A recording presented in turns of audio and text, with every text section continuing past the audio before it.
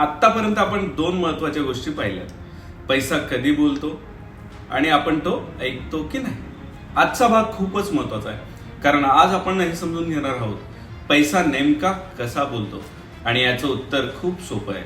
पैसा इमोशन्स मध्ये नाही, तर पैसा नंबर्स मध्ये बोलतो. आपण बहुतेक वेळा काय करतो माहितीये? पैशाबद्दलचे निर्णय घेताना मनाने विचार करतो. एखादी वस्तू आवडली की आपण लगेच खरेदी करतो. लोक काय म्हणतील म्हणून खर्च करतो. आज नाही तर मग कधी खर्च करू असं म्हणून उधळपट्टी करतो. त्या क्षणी मात्र आपणास समाधान मिळते, पण नंतर मनात शांतता नाही, तर मनात एक गिल्ट येतो आणि मग एकच प्रश्न उरतो, पैसा कुठे गेला.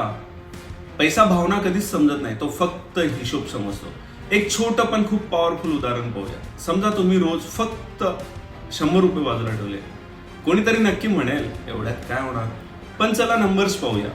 100 रुपये रोज 30 दिवस जर बाजूला ठेवले तर 3000 रुपये होतात आणि 365 दिवस बाजूला ठेवले तर 36,500. आता एक प्रश्न स्वतःला विचारा, 100 रुपये छोटे की रोज घेतलेला निर्णय मोठा. पैसा अशाच आकड्यांमध्ये बोलतो. तो आज टाळी वाजून सांगत नाही, पण काही महिन्यांनी तुम्हाला आरशासमोर उभा करून दाखवतो तुमच्या सेव्हिंग बद्दल. एक खूप महत्वाची गोष्ट लक्षात ठेवा, पैसा वेग पाहत नाही, तो सातत्यच पाहतो. वेगाने कमावलेला पैसा बहुतेक वेळा तेवढाच वेगाने निघून जातो, पण हळूहळू शिस्तीने समजून वाढवलेला पैसा तो टिकतो. आपण बऱ्याचदा म्हणतो पैसा माझ्यासाठी काम करत नाही, पण खरं कारण वेगळं आहे. आपण पैशाला काम द्यायला कधी शिकलोच नाही. फक्त पडून राहिलेला पैसा आहे ना, हा कधीच बोलत नाही. जेव्हा त्याला आपण योग्य दिशा दिली जाते तेव्हाच तो बोलतो. जेव्हा त्याला वेळ दिला जातो तेव्हाच तो बोलतो. जेव्हा त्याला शिस्त दिली जाते तेव्हाच तो बोलतो. आजचा सगळ्यात महत्वाचा विचार, पैसा श्रीमंतीबद्दल नाही, तर तो समजुतीबद्दल आहे.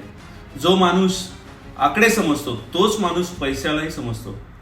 आज शेवटी एक प्रश्न, पैसा बोलतोय पण तुम्ही नंबर्सची भाषा समजतात का?